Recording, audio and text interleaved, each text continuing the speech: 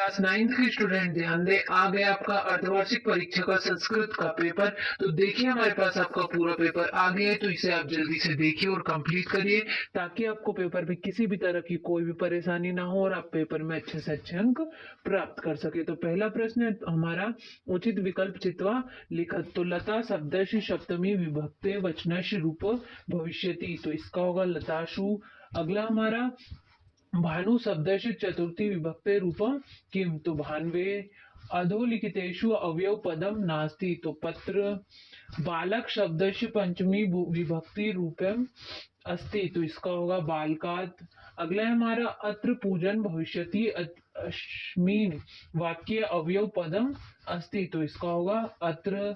अगला है, फल शब्दस्य तृतीया विभक्ति रूपम अस्ति, तो इसका होगा फलेन। तो इस तरीके से आपका पहला प्रश्न आंसर से कंप्लीट हुआ। अब देखते हैं हमारा दूसरा प्रश्न जो कि है, प्रदत्ते शब्दे रिक्त स्थानानि पूरयत। तो गमिष्यसि इत्यस्मिन् पदे गम धातु अस्ति, प्रचार्य इत्यस्मिन् पदे प्र इति उपसर्ग अस्ति, गम धातो लट लकारस्य उत्तम पुरुषस्य एक वचने गमिष्यमि रूप भविष्यति। आगे है, अगला है हमारा, अत्याचार इत्यस्मिन् पदे अति उपसर्ग अस्ति, लट लकारस्य उदाहरण पठति अस्ति। अगला है, गमिष्यति इति पदे लट लकार अस्ति। तो इस तरीके से हमारा दूसरा प्रश्न भी कंप्लीट हुआ। अब देखते हैं हमारा तीसरा प्रश्न जो कि है, युग्मेलन कुरु। तो पहला है, कवि संबोधयति, तो इसका होगा वाणीम। बाला, तो टाप। गत्वा, तो होगा कृत्वा। गंतुम, तो इसका होगा तुमुन।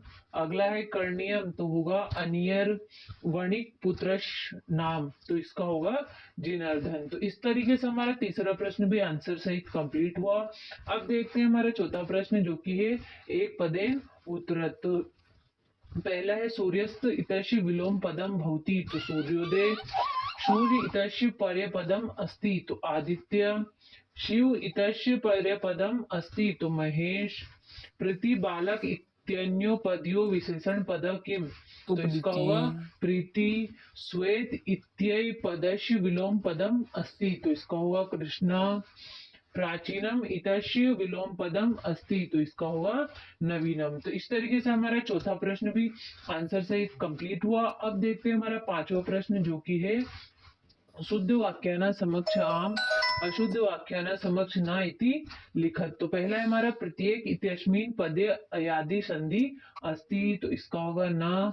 घनश्याम पदे कर्म धारणे समास वर्तते, तो आम। सदैव इत्यस्मिन् पदे दीर्घ संधि अस्ति, तो न।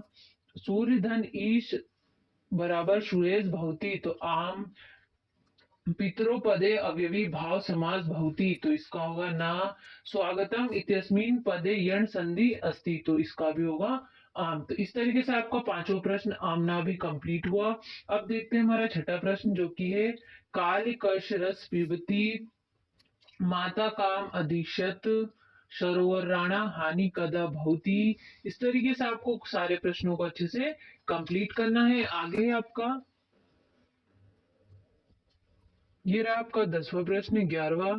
इस तरीके से इन सारे प्रश्नों को जल्दी से देखिए और कंप्लीट करिए ताकि आपको पेपर में किसी भी तरह की कोई परेशानी ना हो। ये हो गया आपका 16वां प्रश्न, 17वां हो गया, 18वां हो गया। आगे है, ये हो गया आपका 18वां, 19वां हो गया। इस तरीके से सारे प्रश्नों को जल्दी से कंप्लीट करें। ये हो गया आपका 20वां, 20वां। आगे ये हो गया आपका 21वां प्रश्न, 22वां हो गया और ये हो गया आपका 23वां प्रश्न। तो इस तरीके से आपके सारे प्रश्न कंप्लीट हुए। अब इनको जल्दी से आप कंप्लीट करें ताकि आपको पेपर में किसी भी तरह की कोई भी परेशानी ना हो और आप पेपर में अच्छे से अच्छे अंक प्राप्त